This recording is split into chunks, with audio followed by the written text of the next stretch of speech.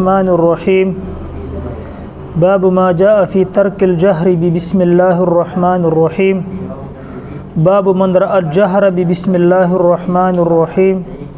باب فی افتتاح القراءة بحمد اللہ رب العالمین۔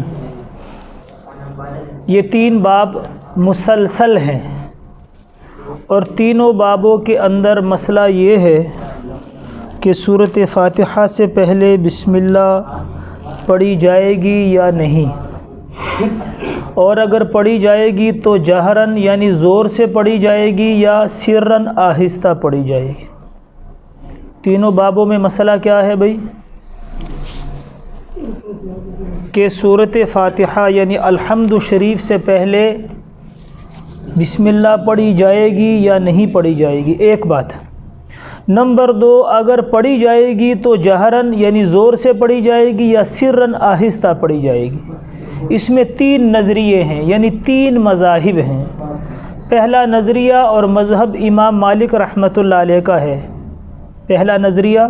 اور مذہب امام مالک رحمۃ اللہ علیہ کا ہے۔ امام مالک رحمۃ اللہ علیہ فرماتے ہیں کہ بسم اللہ نہ تو قرآن کا جز ہے، نہ قرآن کی کوئی مستقل آیت ہے، اور نہ ہی یہ سورت کی کوئی مستقل آیت اور کسی سورت کا جز ہے۔ یعنی گویا کہ ان کے نزدیک جو سورہ نمل کے اندر آتا ہے کہ سورہ نمل میں حضرت سلیمان علیہ السلام کے بارے میں کہ وَأَنَّهُ مِن سُلَيْمَانَ وَإِنَّهُ مِن سُلَيْمَانَ بسم اللہ الرحمن الرحیم، تو لہٰذا امام مالک رحمۃ اللہ علیہ شاید اس کے بھی قائل نہیں ہے، تو وہ کہتے ہیں کہ نہ تو یہ قرآن کا جز ہے بسم اللہ، نہ یہ قرآن کی کوئی مستقل آیت ہے، اور نہ ہی یہ کسی سورت کا جز ہے بسم اللہ۔ دوسرا نظریہ اور دوسرا مذہب جو ہے وہ احناف اور حنابلہ کا ہے، یعنی امام اعظم امام ابو حنیفہ رحمۃ اللہ علیہ کے نزدیک اور حضرت امام احمد ابن حنبل رحمۃ اللہ علیہ کے نزدیک یہ ہمارے حضرات کہتے ہیں کہ اللہ جل شانہ نے دو بسم اللہ نازل فرمائی۔ ایک بسم اللہ جو سورہ نمل کے اندر ہے وہ تو قرآن کا جز ہے وہ تو قرآن کا جز ہے، اور ایک اللہ جل شانہ نے دوسری بسم اللہ نازل کی تھی، اور وہ بسم اللہ جو تھی وہ صورتوں کے درمیان فصل کرنے کے لیے تھی کہ بھئی یہ صورت اس صورت کے درمیان جدائی گی، کہ بھئی پتہ چلے کہ یہ صورت اور ہے یہ صورت اور ہے، اس کے درمیان میں یہ بسم اللہ نازل کی گئی تھی، دو بسم اللہ تھی۔ اور حضرت عثمان غنی رضی اللہ تعالیٰ عنہ کے زمانہ خلافت میں جب قرآن لکھا گیا اور اس مجلد شکل میں آیا تو حضرت عثمان غنی رضی اللہ تعالیٰ عنہ نے وہی بسم اللہ تمام صورتوں کے شروع میں لکھی، اور یہ صحابہ کرام رضوان اللہ تعالیٰ علیہم اجمعین کی موجودگی میں لکھوایا گیا، تو معلوم ہوا کہ اس پہ صحابہ کا اجماع ہے کہ دو بسم اللہ، ایک تو سورہ نمل میں ہے وہ تو قرآن کا جز ہے، اور ایک بسم اللہ دوسری نازل ہوئی تھی جو صورتوں کے درمیان فصل کرنے کے لیے جدائی کی پیدا کرنے کے لیے نازل کی گئی تھی، اور حضرت عثمان غنی رضی اللہ تعالیٰ عنہ نے جب قرآن مجید لکھوایا تو اس پر یہ لکھی، اور یہ تمام صحابہ کی اس وقت میں جو موجود تھے ان کی خلافت میں ان کے سامنے ہوا، تو صحابہ کا گویا اس پہ اجماع ہے۔ تیسرا نظریہ اور مذہب امام شافعی رحمۃ اللہ علیہ کا ہے۔ امام شافعی رحمۃ اللہ علیہ فرماتے ہیں کہ سورۃ فاتحہ بسم اللہ سورۃ فاتحہ کا تو جز ہے، اور وہ کہتے ہیں کہ بسم اللہ سمیت فاتحہ 7 آیتیں ہیں۔ وہ کہتے ہیں کہ سورۃ فاتحہ سے پہلے جو بسم اللہ ہے یہ سورۃ فاتحہ یعنی الحمد شریف کا جز ہے، اور یہ جو الحمد شریف یعنی الحمدللہ رب العالمین یہ جو سورۃ فاتحہ ہے اس کی 7 آیتیں ہیں، وہ کہتے ہیں بسم اللہ ڈال کے 7 ہیں، بسم اللہ کے علاوہ 6 ہیں، اور باقی جو 100 چونکہ بسم اللہ ٹوٹل 114 صورتیں ہیں تو 114 بسم اللہ ہیں، باقی جو 113 بسم اللہ رہ جاتی ہیں اس میں ان کے کئی اقوال ہیں، لیکن ان کا راجح اور مفتابہی قول یہی ہے کہ یہ باقی جو بسم اللہ ہیں یہ باقی صورتوں کے اجزاء ہیں، جز ہے، یعنی کہ ان کے مذہب کا خلاصہ یہ ہے کہ جتنی بھی بسم اللہ جتنی صورتوں سے پہلے ہیں وہ معباد کی صورت کا جز ہے۔ اب سمجھ میں آ گئی؟ اچھا جی، دوسرا اختلاف یہ ہے کہ اگر بسم اللہ اب پڑھی جائے گی تو کیسی پڑھی جائے گی؟ آہستہ پڑھی جائے گی یا زور سے پڑھی جائے گی؟ تو امام مالک رحمۃ اللہ علیہ فرماتے ہیں کہ فرائض سے پہلے تو بالکل بسم اللہ نہیں پڑھی جائے گی، اور آپ نے پچھلے باب میں یہ بھی پڑھا ہے کہ وہ تکبیر تحریمہ کے بعد ثنا، تعوذ، تسمیہ کسی چیز کے قائل نہیں ہے، بس وہ کہتے ہیں اللہ اکبر الحمدللہ رب العالمین۔ اور نوافل میں وہ گنجائش دیتے ہیں، وہ کہتے ہیں نوافل اگر پڑھنی ہو تو اس میں بسم اللہ پڑھ لی جائے۔ امام اعظم امام ابو حنیفہ رحمۃ اللہ علیہ اور حضرت امام احمد ابن حنبل رحمۃ اللہ علیہ فرماتے ہیں کہ بسم اللہ سرًا یعنی آہستہ پڑھنا مسنون ہے۔ بسم اللہ فاتحہ سے پہلے، سورۃ فاتحہ سے پہلے آہستہ پڑھنا مسنون ہے۔ اور صورتوں سے جو باقی صورتیں ہیں اس کے اندر جو بسم اللہ ہے اس کے بارے میں شیخین یعنی امام اعظم ابو حنیفہ اور حضرت امام ابو یوسف رحمۃ اللہ علیہ سے تو کچھ بھی منقول نہیں ہے، البتہ تیسرے امام جو ہیں ہمارے امام محمد رحمۃ اللہ علیہ وہ فرماتے ہیں کہ مستحسن ہے، مستحسن ہے۔ اور یہ مسئلہ بھی یاد رکھیں حفاظ کرام کہ یہ بسم اللہ چونکہ دو تھیں، ایک تو سورہ نمل کی ہے، ایک یہ بسم اللہ نازل کی گئی تھی صورتوں سے پہلے فصل کرنے کے لیے، تو یہ بات یاد رکھیں کہ حافظوں کے لیے چاہیے کہ وہ قرآن جب رمضان میں پڑھیں تو ایک بسم اللہ کسی بھی صورت سے پہلے جہراً پڑھ لے تاکہ قرآن ناقص نہ رہے، یا تو سورہ بقرہ سے پہلے پڑھ لیں، اکثر حفاظ سورہ اخلاص سے پہلے پڑھتے ہیں، کچھ ضروری نہیں ہے، یعنی 114 صورتوں میں سے 113 فاتحہ کے بعد 113 صورتیں رہ جاتی ہیں، تو 113 صورتوں میں کسی بھی صورت سے پہلے جہراً یعنی زور سے بسم اللہ الرحمن الرحیم الف لام میم ذالک الکتاب لا ریب فیہ پڑھ لے تاکہ قرآن ناقص نہ رہے۔ تیسرا جو مذہب ہے وہ حضرت امام شافعی رحمۃ اللہ علیہ کا ہے، وہ کہتے ہیں کہ چونکہ بسم اللہ تمام صورتوں کے جز ہیں تو وہ کہتے ہیں کہ قرات بسم اللہ سے شروع کی جائے گی، بسم اللہ الرحمن الرحیم الحمدللہ رب العالمین، یوں وہ کہتے ہیں بسم اللہ جہراً زور سے پڑھی جائے گی، زور سے پڑھی جائے گی۔ ان مذاہب کے بعد امام ترمذی رحمۃ اللہ علیہ نے 3 باب باندھے ہیں۔ پہلا باب امام ابو حنیفہ اور امام احمد ابن حنبل رحمہم اللہ تبارک و تعالی کے لیے باندھا ہے، اور اس میں باب ما جاء فی ترک الجہر بسم اللہ الرحمن الرحیم، یہ باب احناف اور حنابلہ کا ہے۔ اور یہ بات بھی یاد رکھیں کہ پہلے باب یعنی ہمارا اور حنابلہ کا جو باب ہے اس میں حدیثیں مختصر ہیں۔ ہم جو کہتے ہیں کہ فاتحہ سے پہلے بسم اللہ آہستہ پڑھنا مسنون ہے، تو ہمارے جو باب ہے اس باب میں حدیثیں کم ہیں، لیکن سند کے اعتبار سے جو ہے سند کے اعتبار سے صحیح ترین ہے، اگرچہ حدیثیں کم ہیں لیکن سند کے اعتبار سے جو راویوں کی سند ہے اس اعتبار سے بہترین ہے، اور مفہوم کے اعتبار سے واضح ترین ہے، یعنی مفہوم بالکل واضح ہے، اور دلالت کے اعتبار سے محکم ترین ہے، محکم ترین، یعنی جو بات ہم کرتے ہیں کہ بسم اللہ سرن پڑھی جائے گی، آہستہ زور سے نہیں پڑھی جائے گی، تو دلالت میں محکم ہے، سند کے اعتبار سے صحیح ترین، مفہوم کے اعتبار سے واضح ترین، اور دلالت کے اعتبار سے محکم ترین ہے۔ دوسرا باب جو ہے وہ حضرت امام شافعی رحمۃ اللہ علیہ کا ہے۔ اس باب میں روایات اگرچہ کثیر ہیں، زیادہ ہیں، لیکن سند کے اعتبار سے ضعیف ترین، بلکہ بعض تو موضوع بھی ہیں۔ علامہ بیہقی رحمۃ اللہ علیہ، آپ نے بیضاوی شریف پچھلے سال پڑھی، بیضاوی شریف کے حاشیے پہ غالباً علامہ قرطبی یا علامہ بیہقی نے 40 احادیث بسم اللہ کے جہر پہ جمع کی، جب ان سے پوچھا گیا فرمایا ساری ضعیف ہیں۔ بیضاوی شریف میں آپ نے پچھلے سال پڑھا۔ تو دوسرے باب جس میں استدلال امام شافعی رحمۃ اللہ علیہ کا ہے وہ حدیثیں بہت زیادہ ہیں، لیکن سند کے اعتبار سے ضعیف ترین، یعنی بہت نیچے درجے کی ضعیف ترین ہے، بلکہ بعض تو موضوع بھی ہیں۔ اور تیسرا باب جو ہے وہ حضرت امام مالک رحمۃ اللہ علیہ کے لیے امام ترمذی رحمۃ اللہ علیہ نے باندھا ہے۔ اس کی روایات سند کے اعتبار سے تو اچھی ہیں، صحیح ہیں، لیکن دلالت کے اعتبار سے محکم نہیں ہے، بلکہ مجمل اور محتمل ہیں، مجمل اور محتمل ہے۔ تیسری بات، پہلے باب کی جو روایت ہے وہ حضرت عبداللہ بن مغفل رضی اللہ تعالیٰ عنہ کی حدیث ہے۔ دوسرا باب جو شوافے کے لیے باندھا ہے اس میں حضرت عبداللہ ابن عباس رضی اللہ تعالیٰ عنہ کی حدیث لائے ہیں۔ تیسرا باب جو موالک کے لیے باندھا ہے اس میں انس بن مالک رضی اللہ تعالیٰ عنہ کی حدیث لائے ہیں۔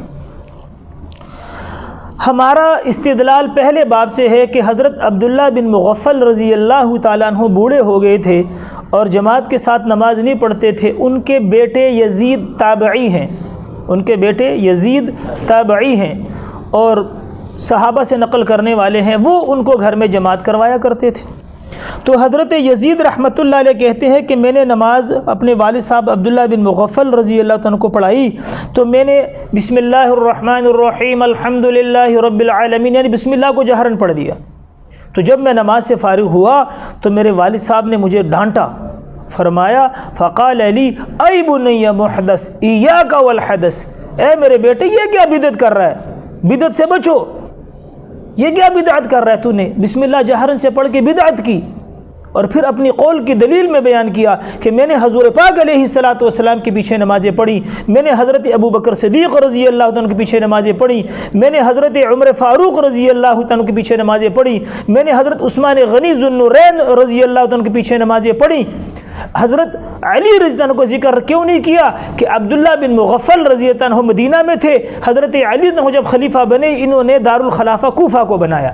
ان کا ذکر حالانکہ یہ ان کے بعد تک زندہ رہے عبداللہ بن مغفل۔ تو چونکہ حضرت علی کا ذکر اس لیے نہیں کیا کہ حضرت علی نے اپنے خلافت میں دارالخلافہ کوفہ کو بنایا تھا اور عبداللہ بن مغفل مدینہ میں تھے، تو فرمایا میں نے حضرات کے پیچھے نمازیں پڑھی ہیں، ان میں سے کسی کو میں نے بسم اللہ جو ہے وہ جہر سے پڑھتے ہوئے نہیں سے دیکھا، تم نے کیسے پڑھ لیا؟ اور یزید رحمۃ اللہ علیہ جو تابعی ہیں وہ کہتے ہیں کہ میں نے سارے صحابہ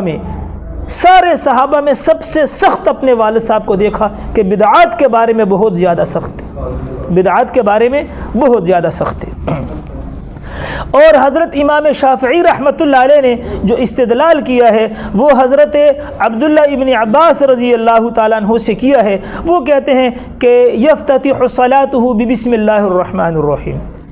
اب امام شافعی رحمۃ اللہ علیہ نے اس حدیث کا مطلب یہ سمجھا ہے کہ حضور علیہ الصلوۃ والسلام نماز کی ابتدا بسم اللہ سے کرتے تھے، حالانکہ بسم اللہ سے پہلے بھی ثنا ہے، تعوذ ہے، یعنی حدیث کا جو مطلب وہ سمجھے ہیں اصل میں وہ مطلب نہیں ہے۔ احناف کہتے ہیں اس حدیث کا مطلب یہ ہے کہ بھئی جیسے امام مالک رحمۃ اللہ نے فرمایا کہ بھئی تکبیر تحریمہ کے بعد اذکار نہیں ہے، اس حدیث کا مطلب یہ ہے کہ اذکار ہیں، ثنا ہے، تعوذ ہے، بسم اللہ ہے، حضور یہ سارا کچھ پڑھ کے پھر الحمد سے شروع کرتے تھے۔ اور یہ مطلب کیوں لینا ضروری ہے کہ اگر یہ مطلب نہ لے تو اوپر والی حدیث جو سند کے اعتبار سے صحیح ترین ہے اور مفہوم کے اعتبار سے واضح ترین ہے اور دلالت کے اعتبار سے محکم ترین ہے، یہ روایت ضعیف اس کا مقابلہ نہیں کر سکتی۔ دونوں حدیثوں میں تعارض سے بچنے کے لیے اس کا مطلب ہم یہ احناف بیان کرتے ہیں کہ اس کا مطلب یہ ہے کہ الحمد شریف سے پہلے ثنا بھی ہے، تعوذ بھی ہے، بسم اللہ بھی ہے۔ بات سمجھ میں آئی؟ تو لہٰذا اس میں تطبیق یہ دے دی۔ تیسرا باب جو ہے اس میں انس بن مالک رضی اللہ تعالیٰ عنہ کی حدیث لائے ہیں جس سے امام مالک رحمۃ اللہ علیہ نے استدلال کیا ہے۔ حضرت انس بن مالک تو کہتے ہیں کہ کان رسول اللہ صلی اللہ علیہ وسلم و ابو بکر و عمر و عثمان یفتتحون القراءۃ بحمد اللہ رب العالمین۔ اب یہ سند کے اعتبار سے اچھی ہے لیکن دلالت کے اعتبار سے اس میں دونوں احتمال ہیں۔ یہ بھی احتمال ہے کہ بسم اللہ نہیں پڑھتے تھے لیکن یہ اعتبار ٹھیک نہیں ہے۔ اصل مسئلہ یہ ہے کہ وہ بسم اللہ سرن پڑھتے تھے، تو جب سارا کچھ ثنا بھی آہستہ پڑھ لیا، تعوذ اعوذ باللہ بھی آہستہ پڑھ لیا، بسم اللہ بھی پڑھ لیا، تو جب الحمد سے جہر کیا تو یہ باقی تو سرن پڑھ لیا۔ اور احناف بھی یہ کہتے ہیں کہ بسم اللہ سرن پڑھنا مسنون ہے، قرات جہرن جو شروع ہوگی وہ الحمد سے شروع ہوگی۔ اب ایک چوتھی بات یہ بھی ہے کہ یہ ہوا کیوں؟ تو دیکھیں یہاں پر محاکمہ یہ ہے کہ اس بات میں کوئی شک نہیں ہے کہ حضور پاک علیہ الصلوۃ والسلام بسم اللہ جہرن آپ نے پڑھی ہے، اس میں کوئی شک نہیں ہے، دلیل کی کوئی ضرورت نہیں ہے۔ لیکن مسئلہ یہ ہے کہ یہ بسم اللہ آپ نے پڑھی ہے سنت کے اعتبار سے کہ یہ بسم اللہ آپ نے پڑھی ہے تعلیماً اور مصلحت کی وجہ سے، اس بات میں اختلاف ہے۔ حضرت امام شافعی رحمۃ اللہ فرماتے ہیں کہ یہ سنت ہے، اور احناف موالک تو چونکہ ہے نہیں، حنابلہ یعنی امام ابو حنیفہ اور امام احمد ابن حنبل رحمۃ اللہ علیہما یہ فرماتے ہیں کہ یہ مصلحتاً تھا، مصلحت کے لیے، کیونکہ آگے باب التامین آ رہا ہے۔ وائل ابن حجر تن کی حدیث اس میں آئے گی۔ حضرت وائل ابن حجر رضی اللہ عنہ کہتے ہیں کہ میں نے حضور علیہ الصلوۃ والسلام کے پیچھے نماز پڑھی، جب حضور علیہ الصلوۃ والسلام نے غیر المغضوب علیہم ولا الضالین پڑھا تو آپ نے آمین مد بہا صوتہ، آپ نے اونچا پڑھا۔ لیکن ایک کتاب ہے حضرت ابو بشر دولابی رحمۃ اللہ علیہ کی الاسماء والکنہ، اس میں وہ خود لکھتے ہیں ما اراہ الا لیعلمنا، کہ حضور نے یہ آمین اتنی زور سے کیوں پڑھی، ما اراہ الا لیعلمنا، میری تعلیم کے لیے، کہ میں 20 دن کے لیے آیا تھا کہ مجھے تعلیم دینے کے لیے پڑھا کہ بھی آمین بھی پڑھنی ہے۔ تو جہر جو آپ علیہ الصلوۃ والسلام نے کسی وقت کیا ہے مصلحتاً تعلیماً، کہ بسم اللہ پڑھنا بھی سنت ہے، تعلیم کے طور پہ آپ علیہ الصلوۃ والسلام نے پڑھا۔ اور یہ محاکمہ اس لیے ہے کہ دیکھیں آپ کے علم میں ہوگا کہ بخاری شریف سے لے کر سیاہ ستہ کی جتنی بھی کتب ہیں، احادیث کی جتنی بھی کتابیں ہیں، یہ دور تبع تابعین کے بہت بار، یعنی یہ تیسری صدی کا ادوار ہے، تیسری صدی کے اندر جا کے پھر احادیث کی کتابیں مدون ہوئیں۔ صحابہ تابعین کے زمانے تک، تبع تابعین کے زمانے تک حدیث کی کوئی کتاب ایسے معتبر اور ایسے کوئی جیسے ترتیب شدہ نہیں تھی، بلکہ صحابہ کے زمانے اور تابعین کے زمانے تک حدیث بالعمل ہوتا تھا۔ حدیث کی حفاظت کا طریقہ حدیث بالعمل ہے۔ یہاں پر بھی یہ محاکمہ ہم کر رہے ہیں کہ تابعین نے جو یہاں پر کام کیا، عبداللہ بن مغفل عنہ کے بیٹے نے جو بسم اللہ زور سے پڑھی، وہ اس لیے تھی کہ دیکھو ایک ہے کبار صحابہ، کبار صحابہ سے یہ چیزیں رفع دین، تامین بالجہر اور بسم اللہ بالجہر، یہ چیزیں آپ کو کبار صحابہ سے نہیں ملے گی۔ یہ ساری روایتیں صغار صحابہ، صحابہ کی اولاد، یہ وہ لوگ ہیں جو حضور کے زمانے میں ینگ نوجوان تھے، بلوغت تک نہیں پہنچے تھے، یا بلوغت تک پہنچے تھے لیکن نوجوان تھے، ان سے آپ کو یہ ساری چیزیں ملیں گی۔ اور یہ ہوا کیوں کہ ان حضرات نے دیکھا کہ مرور زمانہ کی وجہ سے حضور پاک علیہ الصلوۃ والسلام کے وہ اعمال جو آپ علیہ الصلوۃ والسلام نے وقتی مصلحت سے کیے، یا وہ حدیثیں منسوخ ہو گئیں، لوگوں کے سامنے وہ حدیثیں بھی رہیں، لوگوں کے سامنے وہ حدیثیں بھی رہیں، تو لہٰذا ان کے پاس اور کوئی حل تو تھا نہیں، لہٰذا منسوخ شدہ روایات اور ضعیف شدہ روایات اور وہ روایات جن پہ آپ علیہ الصلوۃ والسلام نے وقتی طور پہ عمل کیا تھا، ان صغار صحابہ نے اس پہ عمل اس لیے شروع کیا کہ یہ عمل بھی حضور کا لوگوں کے سامنے رہے۔ لیکن کل جدید لذیذ، ہر نئی چیز لذیذ ہوتی ہے، بعد والے لوگوں نے اس پہ پکڑ لی اور جھگڑے شروع کر دے کہ یہ بھی ہے۔ حالانکہ میں نے عرض کیا کہ یہ بسم اللہ زور سے پڑھنا، آمین زور سے کہنا، رفع دین کرنا، ہاتھوں کو اٹھانا ہر رکعت میں، یہ صغار صحابہ سے آپ کو ملے گا، کبار صحابہ سے آپ کو نہیں ملے گا۔ اور صغار صحابہ نے کیوں کیا کہ بھئی عمل بالحدیث، تاکہ حضور کا یہ عمل کیا ہو، محفوظ رہے۔ تو صغار صحابہ میں یہ عمل تھا، اس لیے حضرت یزید تابعی رحمۃ اللہ علیہ جو عبداللہ بن مغفل کے بیٹے ہیں، انہوں نے بھی اسی وجہ سے زور سے پڑھ لی، تو باپ نے فوراً ڈانٹا کہ بیچا نہیں۔ حضور علیہ السلام اور خلفائے راشدین یہ عمل نہیں کرتے تھے، لہٰذا یہ بدعت ہے۔ محاکمہ سمجھ میں آ گیا؟ اللہ عمل کی توفیق نصیب فرمائے۔